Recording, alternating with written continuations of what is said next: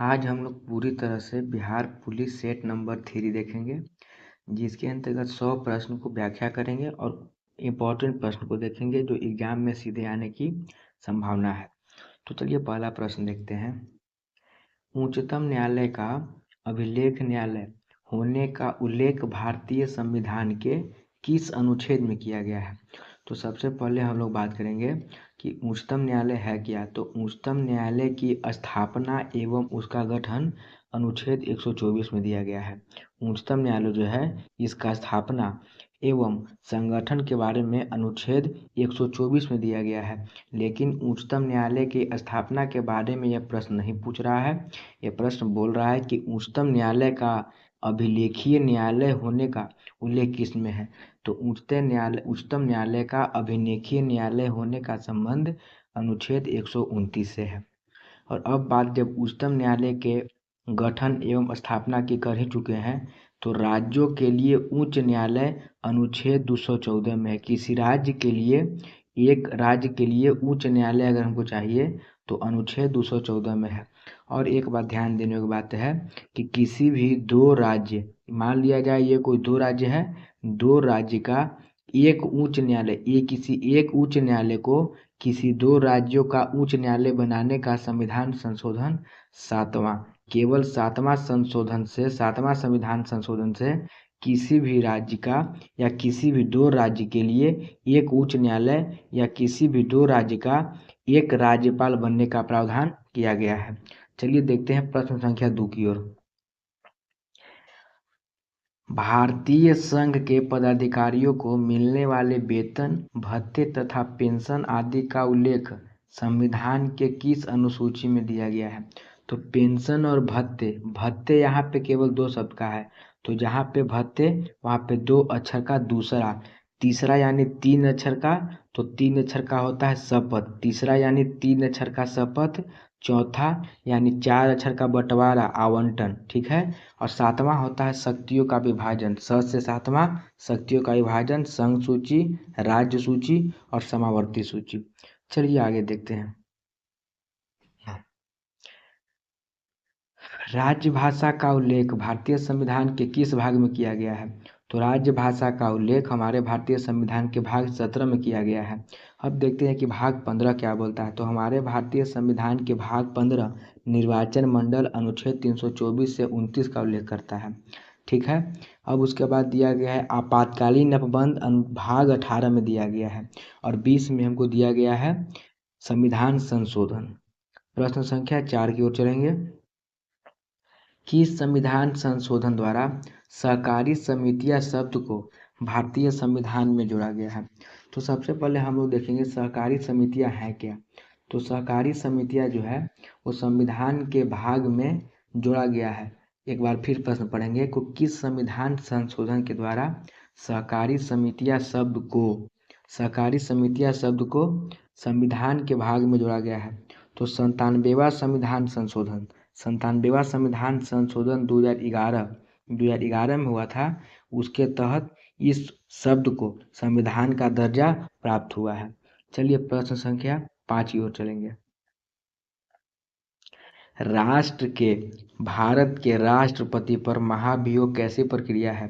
तो भारत के राष्ट्रपति पर महाभियोग एक अर्ध न्यायिक प्रक्रिया है, जिसके लिए उनको संविधान के उल्लंघन के आधार पर उन्हें पद से हटाने के लिए संसद के दोनों सदनों में से किसी भी, लोकसभा या राज्यसभा, किसी भी सदन में महाभियोग की प्रक्रिया शुरू की जा सकती है, जिनमें दोनों सदनों में विशेष बहुमत, कहने का मतलब है कि विशेष बहुमत उस सदन में बैठे व्यक्तियों के 2/3 बहुमत से प्रस्ताव पारित होना आवश्यक होता है। और यह एक गंभीर संवैधानिक प्रक्रिया है। इसका उपयोग तभी तक भारत के राष्ट्रपति पद पर किया जाता है। इस प्रावधान को लागू होने के बाद भारत के राष्ट्रपति पद पर नहीं रहते हैं, पद खाली हो जाता है। और महाभियोग भारतीय संविधान के अनुच्छेद 61 में दिया गया है, अब आता है क्वेश्चन नंबर 6 को हम लोग देखेंगे। तो प्रश्न बोलता है किस देश ने बड़े पैमाने पर सुरक्षा अभियान शुरू किया है जिसे ऑपरेशन डेविल हंट के नाम से जाना जाता है? तो ऑपरेशन डेविल हंट का संबंध बांग्लादेश से है और बांग्लादेश भारत के साथ सीमा साझा करने वाला सबसे बड़ा देश है। 4096 किलोमीटर सीमा साझा करता है और इसके साथ भारत के 5 राज्य सीमा साझा करते हैं: असम, बंगाल, मिजोरम, मेघालय, त्रिपुरा। चलिए आगे देखते हैं। प्रश्न संख्या 7, सेवा का अधिकार अवधारणा सर्वप्रथम किस देश में प्रारंभ हुई थी? तो सेवा का अधिकार अवधारणा सर्वप्रथम ब्रिटेन देश में प्रारंभ हुई थी। लोकसभा के प्रथम अध्यक्ष कौन थे जिनके विरुद्ध अविश्वास प्रस्ताव लाया गया था?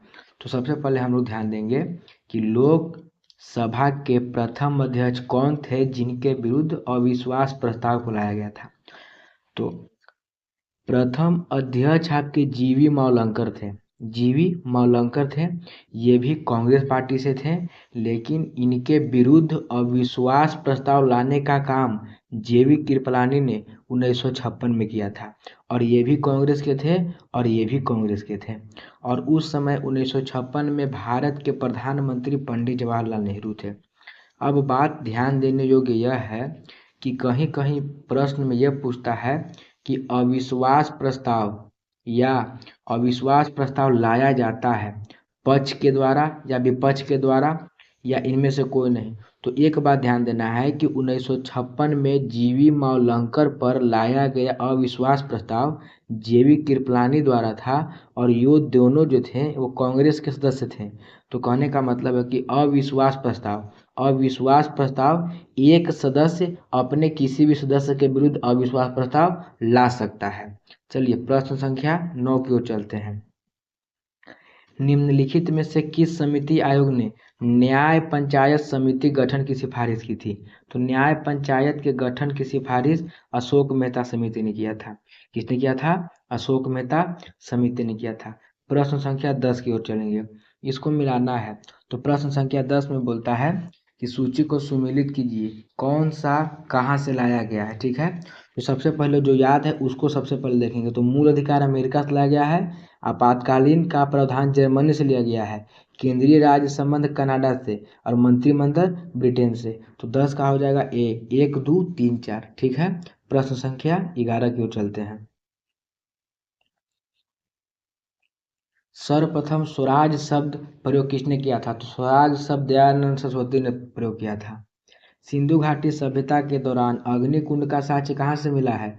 तो अग्निकुंड का साक्ष्य कालीबंगा से मिला है। ठीक है, अब देखिए कंठोपनिषद किस वेद का उपनिषद है? तो कंठोपनिषद यजुर्वेद का शब्द है। यजुर्वेद का शब्द है कंठोपनिषद। आगे देखिए, किस देश के सहयोग से राजा महेंद्र प्रताप ने काबुल यानी अफगानिस्तान के राजधानी में अंतरिम सरकार की स्थापना की थी? किसके? तो उसने जर्मनी की सहायता से महेंद्र प्रताप ने काबुल में आंतरिक सरकार की स्थापना किया था। प्रश्न संख्या 15, पहली बार पृथक पाकिस्तान का निर्माण किस प्रस्ताव में पारित किया गया था? पहली बार अलग पाकिस्तान के निर्माण के प्रस्ताव कब पारित किए गए थे? तो 1940 में, 1940 में पहली बार पृथक पाकिस्तान के निर्वाचन के लिए प्रस्ताव पारित किया गया था। अब देखिए प्रश्न संख्या 16, निम्नलिखित में से किसे मराठा के मैकियावली के नाम से जानते हैं? तो नाना फडणवीस को। आगे देखिए, दास प्रथा का अंत किस गवर्नर जनरल के शासनकाल के दौरान हुआ था? तो विलियम बेंटिंग के दौरान हमारे यहाँ सती प्रथा 1839 में समाप्त हुआ था, लेकिन यहाँ पे दास प्रथा देता है। तो दास प्रथा की समाप्ति लॉर्ड एलन बरो ने किया था। अब चलते हैं प्रश्न संख्या 18 की ओर। जालियांवाला बाग हत्याकांड के बाद किसने नाइटहुड की उपाधि को लौटा दिया था? तो जालियांवाला बाग हत्याकांड के बाद नाइटहुड की उपाधि को रविंद्रनाथ टैगोर ने हटा दिया था या लौटा दिया था। अब देखिए इनमें से है आपको कि समाधि स्थल को मिलाना है, जो बेमेल है उसको पहचानना है। तो महात्मा गांधी का राजघाट बिल्कुल सही है। ज्ञानी जैल सिंह जो भारत के 7वें नंबर के राष्ट्रपति थे, ज्ञानी जैल सिंह एकता स्थल एकदम सही है। मुरारजी देसाई अभय घाट एकदम सही है। लेकिन संकल दयाल शर्मा का चैत्रा भूमि गलत है। चैत्रा भूमि जो समाधि स्थल है वो बाबा साहेब भीमराव अम्बेडकर 6 दिसंबर 1956 में इनकी मृत्यु हुई थी, उन्हीं के याद में चैत्रा भूमि समाधि स्थल बनाया गया है। चलिए प्रश्न संख्या 20 देखते हैं। केंद्रीय बजट 2025-26 के अनुसार मखाना किसानों की सहायता और प्रशिक्षण सहायता प्रदान करने के लिए किस राज्य में मखाना बोर्ड की स्थापना की जाएगी? तो यह अपने बिहार से संबंधित है। प्रश्न संख्या 21 नंबर देखेंगे।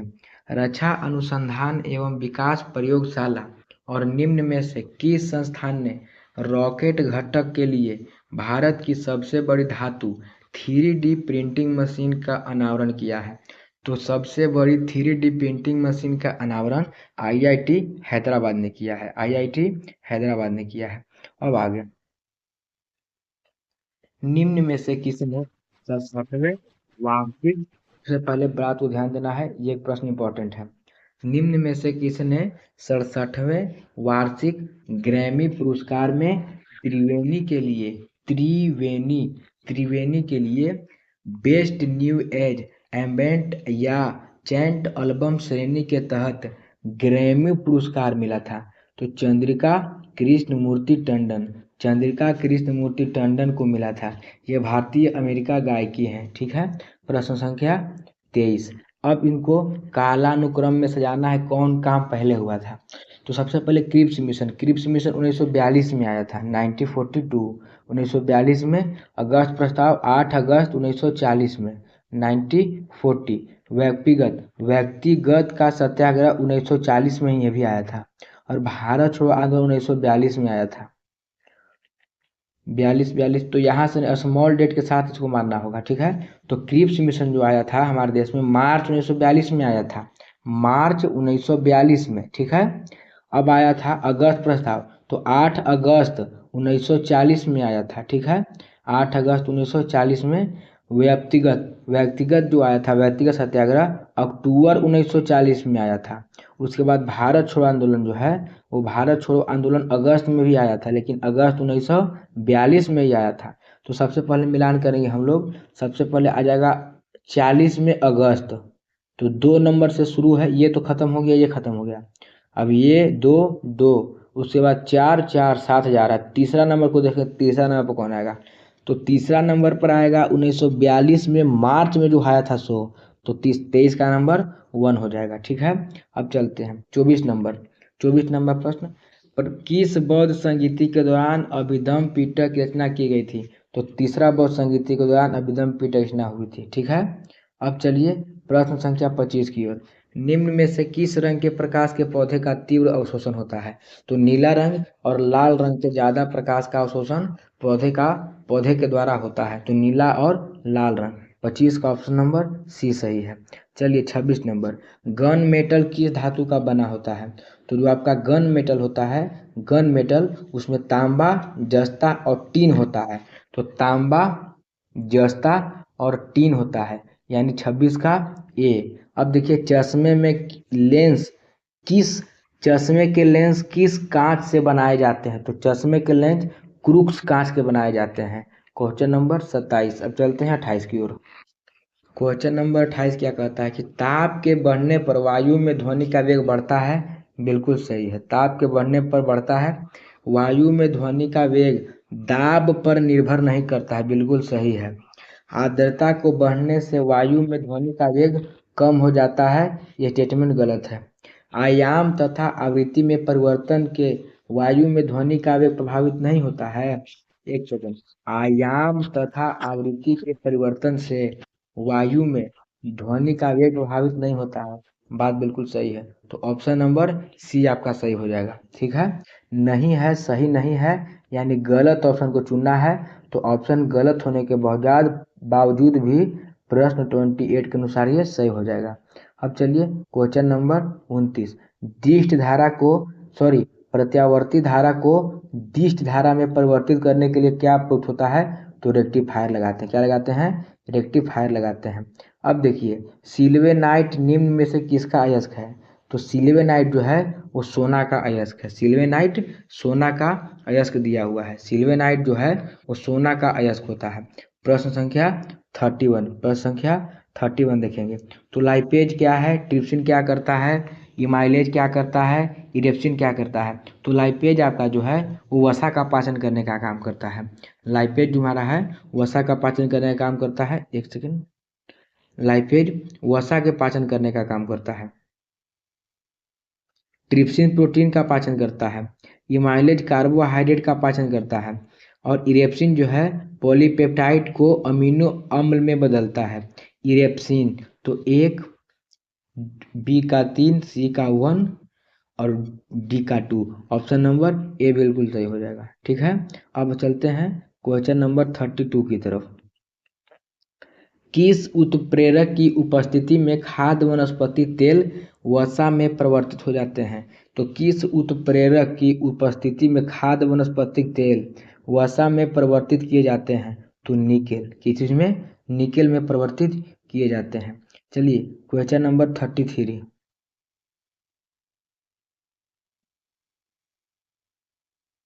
निम्नलिखित में से किस में हाइड्रोजन बंध नहीं पाए जाते हैं? किस में हाइड्रोजन बंध नहीं पाए जाते हैं? तो H2S, H2S में हाइड्रोजन बंध नहीं पाए जाते हैं।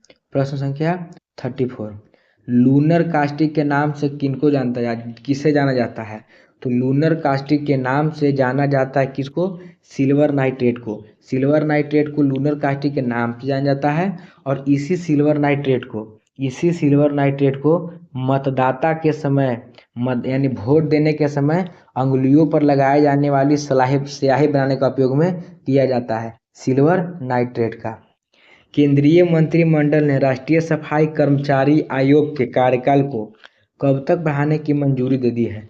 तो 31 मार्च 2028 तक। 31 मार्च 2028 तक केंद्रीय मंत्रिमंडल ने राष्ट्रीय सफाई कर्मचारी आयोग के कार्यकाल को बढ़ाने का मंजूरी दे दिया गया है। प्रश्न संख्या 36। किस रासायनिक यौगिक को कांच में मिला देने से कांच का रंग गहरा नीला हो जाता है? गहरा नीला हो जाता है किसका रंग मिला देने से? तो कोबाल्ट ऑक्साइड। कोबाल्ट ऑक्साइड को अगर हम कांच में मिला देते हैं, कोबाल्ट ऑक्साइड को अगर हम कांच में मिला देते हैं तो इसका रंग गहरा नीला हो जाता है। ठीक है, प्रश्न संख्या 37। भारत ने 2024 के लिए भ्रष्टाचार सूचकांक में 180 देश में से 96वां स्थान प्राप्त किया है।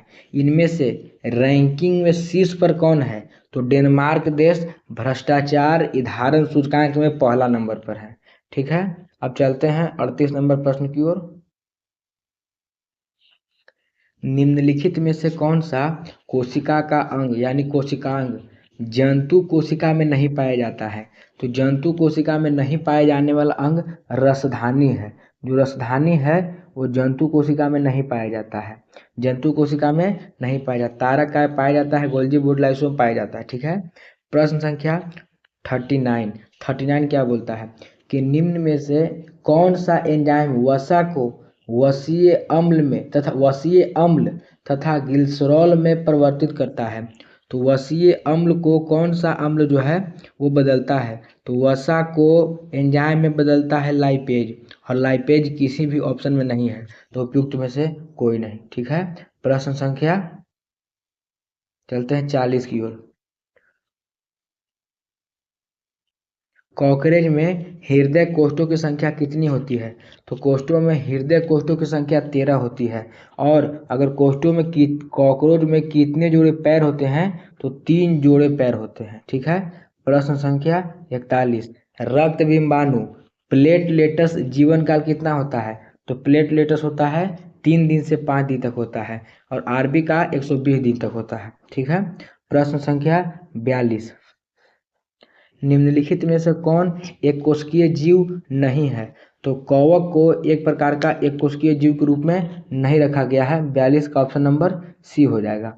चलिए 43 नंबर देखते हैं।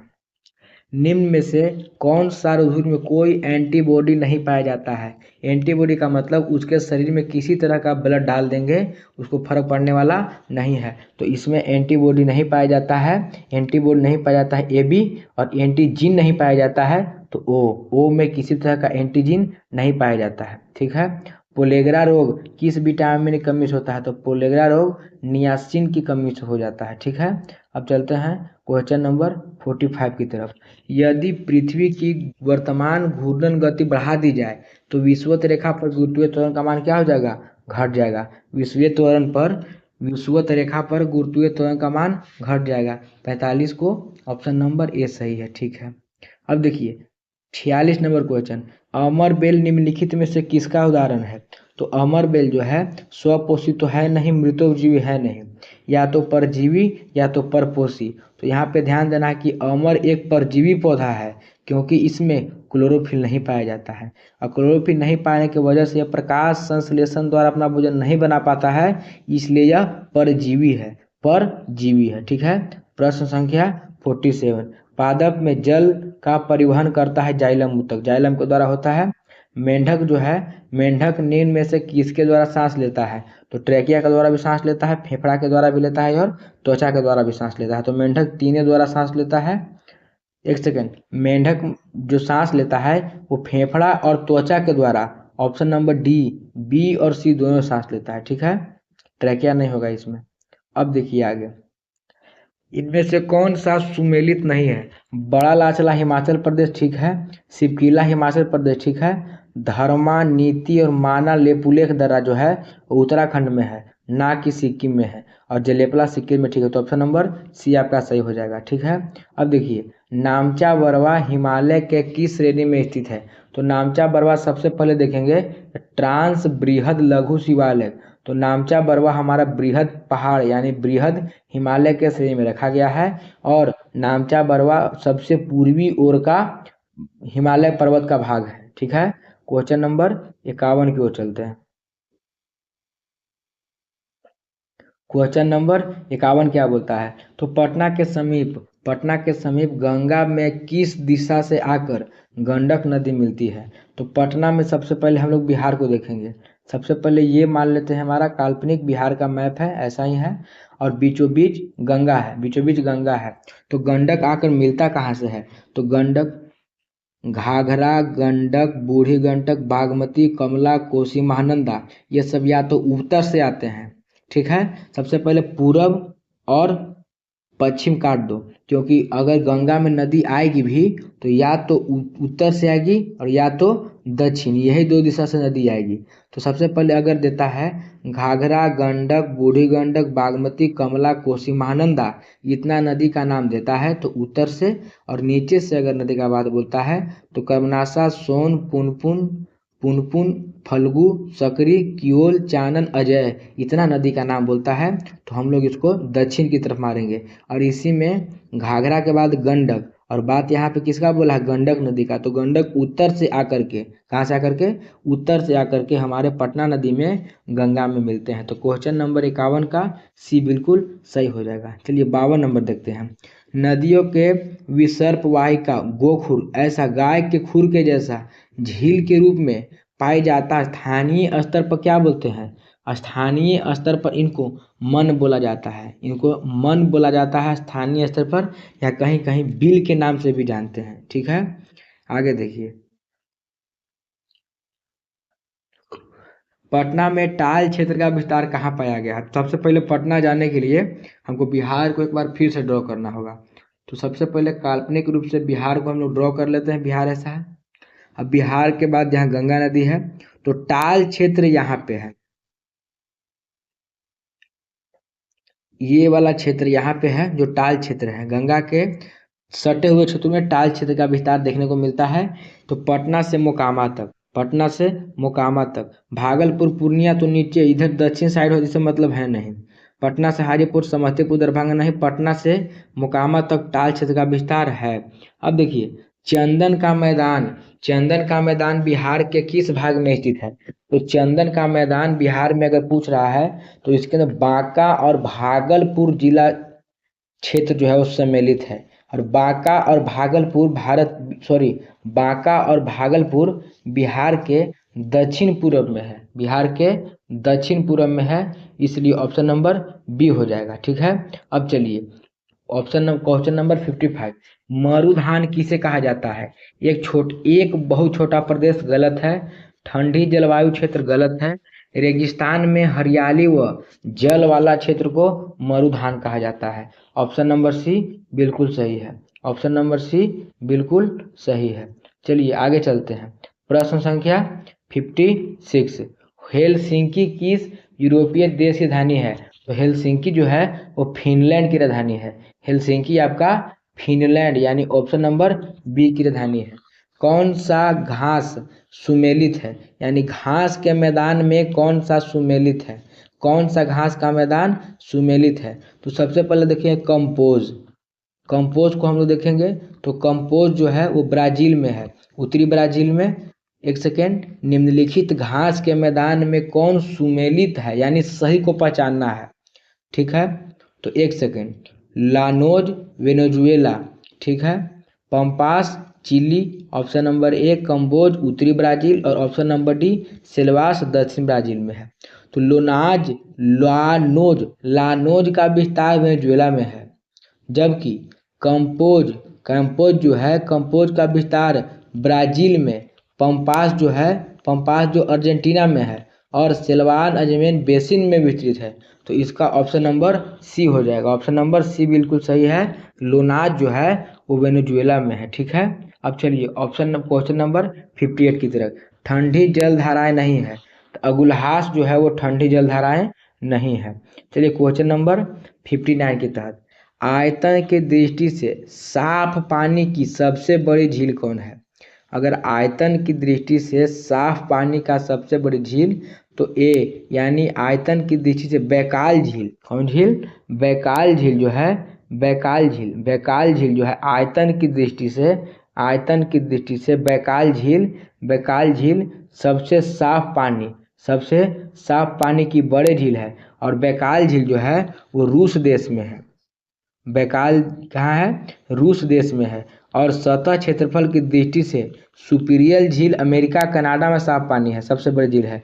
खारे पानी का सबसे बड़ा झील कैस्पियन सागर है। ठीक है, क्वेश्चन नंबर 60, टॉरेंस जल डमरू मध्य किन दो द्वीपों के मध्य स्थित है? तो टॉरेंस जल डमरू मध्य जो है वो ऑस्ट्रेलिया एवं पापुआ न्यू गिनी के मध्य स्थित है। ठीक है, चलिए क्वेश्चन नंबर 61, तो वर्तमान में हीरे का सर्वाधिक उत्पादक कौन सा देश है? तो हीरे का रूस। और अगर भारत में राज्य के बारे में पूछे कि कौन सा राज्य है जो हीरे का सबसे ज्यादा उत्पादन करता है, तो मध्य प्रदेश है। ठीक है, निम्नलिखित में से व्यापक मुद्रा जिसे सुलभ मुद्रा भी कहा जाता है, जिसे सुलभ मुद्रा भी कहा जाता है, इसकी माप किसके द्वारा की जाती है? तो M3 के द्वारा इसकी माप की जाती है। चलते हैं क्वेश्चन नंबर 63 की ओर।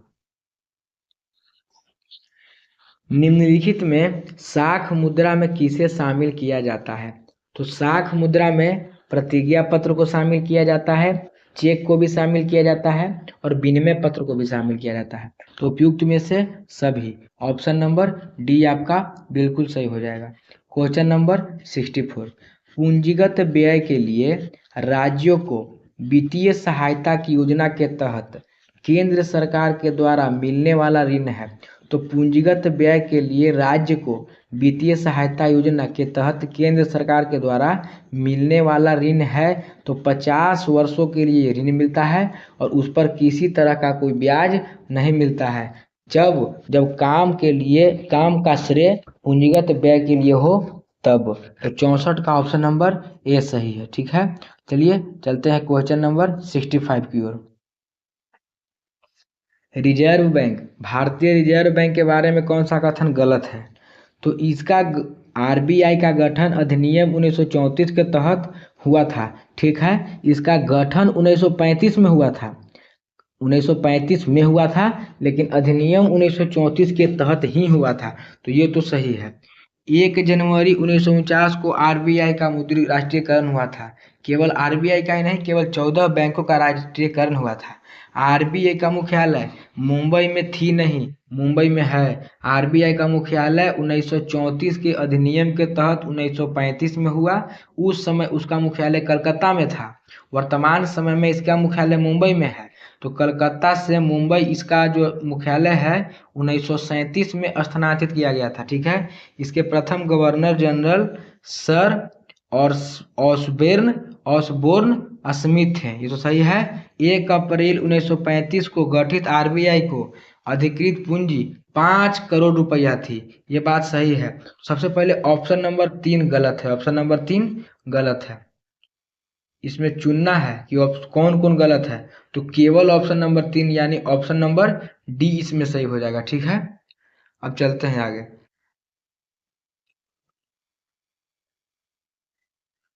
जीवन बीमा क्षेत्र में प्रवेश करने वाला देश का पहला वाणिज्यिक बैंक कौन सा था? जीवन बीमा क्षेत्र में प्रवेश करने वाला देश का पहला वाणिज्यिक बैंक के बारे में पूछ रहा है। तो एसबीआई। एसबीआई जो था वह देश का पहला वाणिज्यिक बैंक था। देश का पहला वाणिज्यिक बैंक था जो जीवन बीमा के क्षेत्र में पहुंचा था। और बात जब एसबीआई की है तो एसबीआई की स्थापना जो है 1955 में हुआ था। 1955 में एसबीआई की स्थापना 1955 में हुआ था। आगे है प्रश्न संख्या 67। कौन सा जायद फसल का उदाहरण नहीं है? तो खीरा, तरबूजा और ककड़ी जायद फसल का उदाहरण है, जबकि यहाँ पे पर्सन जो दिया हुआ है वो जायद फसल का उदाहरण नहीं है। तो ऑप्शन नंबर 67 हो जाएगा। ठीक है। ऑप्शन नंबर 68 चांगथांगी और जंगम। चांगथांगी और जंगम किस पशु की प्रमुख नस्लें हैं? तो हमने पीछे लाल सिंघा पढ़ा था जो गाय का था, और चांगथांगी और गंजम जो है वो बकरी का भाग है, बकरी के नस्लें हैं। ठीक है। चलिए आगे देखते हैं। अपातनी। अपातनी कहाँ का मुख्य जनजाति समूह है? अपातनी के बारे में पूछ रहा है कि अपातनी जो है वो कहाँ का मुख्य जनजाति समूह है। तो अपातनी आपका अरुणाचल प्रदेश, अपातनी अरुणाचल प्रदेश राज्य का सबसे मुख्य जनजाति समूह है। Question number 70। बिक्री कर के स्थान पर मूल्य वर्धित कर को भारत में कब लागू किया था? तो 2005 में, सन 2005 में बिक्री कर के स्थान पर मूल्य वर्धित कर यानी VAT को भारत में लागू किया गया था। और सबसे पहले बिक्री कर के स्थान पर मूल्य वर्धित कर को भारत में लागू करने वाला राज्य हरियाणा था। ठीक है। चलिए प्रश्न संख्या 71। किस वर्ष अंतरिक्ष आयोग एवं अंतरिक्ष विभाग की स्थापना की गई थी? अंतरिक्ष आयोग एवं अंतरिक्ष विभाग की स्थापना कब की गई थी? तो सबसे पहले इसरो का स्थापना 1969 में हुआ था। यहाँ पूछ इसरो नहीं रहा है। अंतरिक्ष आयोग एवं अंतरिक्ष विभाग की स्थापना 1972 में हुआ था। ठीक है। ओजोन विश्व ओजोन दिवस कब मनाया जाता है? विश्व ओजोन दिवस 16 सितंबर को मनाते हैं। O3 दिवस यानी O3 ओजोन का सूत्र होता है O3। ठीक है। अब देखिए आगे। निम्नलिखित राष्ट्रीय उद्यानों को सही मिलान कीजिए। सबसे पहले है वाल्मीकि, बिहार में है। वाल्मीकि जो है वो बिहार में है, यानी ऐसा ऑप्शन देखेंगे जिसमें सी के स्थान पर 2 हो। सी के स्थान पर 2 केवल एक ही ऑप्शन में है, तो ऑप्शन नंबर बी आपका सही हो जाएगा। तो इसके बाद देख लेते हैं गुरु घासीदास कहाँ है? तो छत्तीसगढ़ में है। गुरु घासीदास कहाँ है? छत्तीसगढ़ में है। मुरलेन उद्यान कहाँ है? मिजोरम में। वाल्मीकि बिहार में। और नोकरेक उद्यान कहाँ है? तो मेघालय में है। ठीक है। चलिए आगे। कौन सा राजधानी सुमेलित नहीं है? निम्न में से कौन सा राजधानी जो है वो सुमेलित नहीं है? तो सबसे पहले युगांडा। युगांडा की राजधानी होता है कंपाला, और इसमें युगांडा की राजधानी को गलत दिया हुआ है। बाकी 3 सही है। नाइजीरिया की राजधानी होता है अजूबा। बोत्सवाना का होता है गैबोरॉन होता है। और युगांडा की राजधानी होता है कंपाला। तो ये गलत है, सोमालिया के मोगादिशु होता है। ठीक है, क्वेश्चन नंबर 75 पे चलेंगे। वांगला वांगाला वांगाला उत्सव निम्न में से किस राज्य में मनाया जाता है? तो वांगाला जो है वो मेघालय राज्य में मनाया जाता है। अंतर्राष्ट्रीय खगोलीय संघ का मुख्यालय कहाँ है? अंतर्राष्ट्रीय खगोलीय संघ का मुख्यालय पेरिस में स्थापित है। पेरिस में स्थापित है। अंतर्राष्ट्रीय खगोलीय संघ का मुख्यालय जो है वो पेरिस में स्थापित है। ठीक है, क्वेश्चन संख्या 77। ताप विद्युत केंद्र के संदर्भ में कौन सा जोड़ा सही है? कौन सा जोड़ा सही है? कोरबा उत्तर प्रदेश में है, रामगुंडम तमिलनाडु में, तालचेर आंध्र प्रदेश और कवास गुजरात में है। तो एक बात को ध्यान रखना है कि इसमें केवल सही मानना है। तो सबसे पहले रामगुंडम रामगुंडम जो है वो आंध्र प्रदेश में है। रामगुंडम कहाँ है? आंध्र प्रदेश में है। ठीक है, तो ये तो गलत हो गया। ऑप्शन नंबर बी देखेंगे, तालचेर। तालचेर कहाँ है? तो तालचेर उड़ीसा में है। और कोरबा कहाँ है? कोरबा छत्तीसगढ़ में है। ठीक है, तो बच गया कावास गुजरात में है। ठीक है, एक बार फिर देखेंगे, रामागुंडम आंध्र प्रदेश में है, तालचेर उड़ीसा में है और कोरबा आपका कहाँ है? कोरबा आपका छत्तीसगढ़ में है। ठीक है, अब देखिए एक ठो और प्रश्न है कि निम्न में से किसने द महात्माज मैनिफेस्टो नामक पुस्तक लिखा था? तो महात्माज मैनिफेस्टो नामक पुस्तक राजेश तलवार ने लिखा था। किसने लिखा था? राजेश तलवार ने। आगे देखते हैं, नेशनल स्टॉक एक्सचेंज ने बैंकिंग, वित्तीय सेवाओं और बीमा क्षेत्र में राज्य के युवाओं के लिए छात्र कौशल निर्माण कार्यक्रम को लागू करने हेतु निम्न में से किस राज्य के साथ समझौता ज्ञापन हस्ताक्षर किए हैं? नेशनल स्टॉक एक्सचेंज ने बैंकिंग, वित्तीय सेवाओं और बीमा क्षेत्र में राज्य के युवाओं के लिए कौशल निर्माण कार्यक्रम को लागू करने हेतु निम्न में से किस राज्यों के साथ समझौता हस्ताक्षर किए गए हैं? तो 79 क्वेश्चन नंबर, इसका आंसर हो जाएगा छत्तीसगढ़। इसका आंसर छत्तीसगढ़ राज्य ने हस्ताक्षर किए हैं। चलिए क्वेश्चन नंबर 80, निम्नलिखित में से किस देश ने अंतर्राष्ट्रीय क्रिकेट परिषद आईसीसी महिला, ध्यान देना है, महिला चैंपियनशिप ट्रॉफी 2022 और 25 जीता है? तो इस ट्रॉफी को जीता है ऑस्ट्रेलिया ने जीता है। ठीक है, आगे देखते हैं, गणतंत्र दिवस परेड के दौरान लोकप्रिय पसंद श्रेणी में किस मंत्रालय की झांकी को केंद्रीय मंत्रालय विभागों में सर्वश्रेष्ठ माना गया है? तो महिला एवं बाल विकास मंत्रालय का जो झांकी निकला था उसको केंद्रीय मंत्रालय विभाग में सर्वश्रेष्ठ माना गया है। प्रधानमंत्री नरेंद्र मोदी ने ... में राष्ट्रीय गोकुल मिशन, इतना मतलब नहीं है, डायरेक्ट पूछ रहा है कि राष्ट्रीय गोकुल मिशन के संबंध किस राज्य से है? तो एक बार फिर से प्रश्न को देखेंगे कि प्रधानमंत्री नरेंद्र मोदी ने ... में राष्ट्रीय गोकुल मिशन के तहत निर्मित स्वदेशी नस्लों के लिए उत्कृष्टता केंद्र का उद्घाटन किया है। तो कहाँ किया है? करनाल हरियाणा में। और करनाल हरियाणा में ही भारतीय नौसेना का नया अड्डा बना है जो हम लोग पिछले वाले क्लास में देखे हैं। ठीक है, अब एक सेकंड देखिए, आवारा पशु से होने वाले नुकसान से किसानों की फसलों को बचाने के लिए तारबंदी योजना शुरू की गई थी। यह योजना किस राज्य सरकार से जुड़ी है? तो यह योजना राजस्थान सरकार से जुड़ी हुई है। ठीक है, आगे देखेंगे 84 नंबर क्वेश्चन, किसे BBC Indian sports women of the year award 2024 BBC Indian sports award of the year, बात वुमेन की कर रहा है, स्पोर्ट्स वुमेन, तो किनको मिला था और किन क्षेत्र में मिला था? तो एक बात ध्यान देने की योग्य है कि मनु भाकर को निशानेबाज के क्षेत्र में 2024 में इसको सम्मानित किया गया था। ठीक है, चलिए प्रश्न संख्या आगे, केंद्र सरकार ने नीति आयोग के मुख्य कार्यकारी अधिकारी BVR सुब्रमण्यम का कार्यकाल कितने वर्ष तक बढ़ा दिया। यानी नीति आयोग के अध्यक्ष जो होते हैं वो प्रधानमंत्री होते हैं, ठीक है। और केंद्र सरकार ने नीति आयोग के मुख्य कार्यकारी अधिकारी BVR सुब्रमण्यम के कार्यकाल को 1 वर्ष का बढ़ाने का निर्णय लिया गया, ठीक है। और एक बात पूछेगा कि नीति आयोग के अध्यक्ष कौन है, तो नीति आयोग के अध्यक्ष होते हैं वो प्रधानमंत्री होते हैं। और नीति आयोग के वर्तमान में उपाध्यक्ष कौन है, तो नीति आयोग के प्रथम उपाध्यक्ष सुमन बेरी हैं। और नीति आयोग के प्रथम उपाध्यक्ष बोलेंगे तो अरविंद पड़गड़िया है, ठीक है। अब आ गया 86 नंबर क्वेश्चन। तो उच्चारण, तो उत प्लस चारण उसका संधि विच्छेद होता है दशानन, जिसका 10 आनन हो बहुब्रीहि समास है, ठीक है।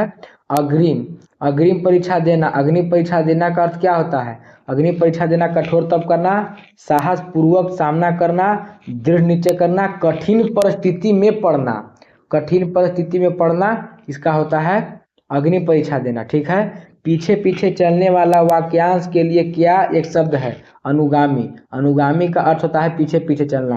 कौन सा वाक्य शुद्ध है, ठीक है। यह आंख से देखी घटना है, यह आंखों देखी घटना है, यह आंख द्वारा देखी सुनी, तो आंखों देखी घटना है। 90 का ऑप्शन नंबर बी ऑप्शन नहीं है, ठीक है। अब 93 नंबर, पेड़ से पत्ते गिरा में कौन सा कारक है, तो पेड़ सा पत्ता गिरा यानी अलगाव का बोध हो रहा है। और अलगाव के लिए आपादान चिन्ह से का उपयोग करते हैं। पेड़ से पत्ता गिरा तो आपादान, क्या चीज, आपादान। Give one word substitution of the given sentence naturally able to eat both plant and flesh. इसके लिए एक शब्द को चुनिए, एक ऐसा गिवन सेंटेंस नेचुरली एबल, उसमें योग्यता है कि ये प्लांट और मांस दोनों खा लेता है। तो सबसे पहले लिखेंगे कि जो केवल प्लांट को खाता है उसको हार्बीवोरस कहते हैं, और जो मांस को खाता है उसको कार्निवोरस बोलते हैं, और जो दोनों खाता है वो ओमनीवोरस होता है। तो ऑप्शन नंबर ए 92 का ऑप्शन नंबर। इंग्लिश को और मैथ को अलग से हम बताने के लिए बोले हैं। चलिए प्रश्न संख्या आगे देखते हैं। इंग्लिश को छोड़ते हैं, इंग्लिश को लास्ट में देंगे। निम्न में से कौन सा कंप्यूटर का आउटपुट डिवाइस है। आउटपुट डिवाइस यानी उसको बाहर की तरफ कार्य करता है, ठीक है। तो देखिए प्लॉटर जो है, plotter is a type of printer, ठीक है। प्लॉटर एक प्रिंटर का प्रकार है, और प्रिंटर का काम होता है किसी भी चीज को बाहर फेंकना, यानी आउटपुट डिवाइस का काम करना। यानी 94 का ऑप्शन नंबर ए सही। 95 मैथ या रीजनिंग और जीके, मैथ रीजनिंग और इंग्लिश को हम लोग लास्ट में देखने का प्रयास करेंगे। तो आज का सेवा समाप्त। आज हमने कम से कम 90 प्रश्न को देखा है, जिनमें से जो करंट अफेयर है वो बहुत ज़्यादा इंपॉर्टेंट है। Thank you so much.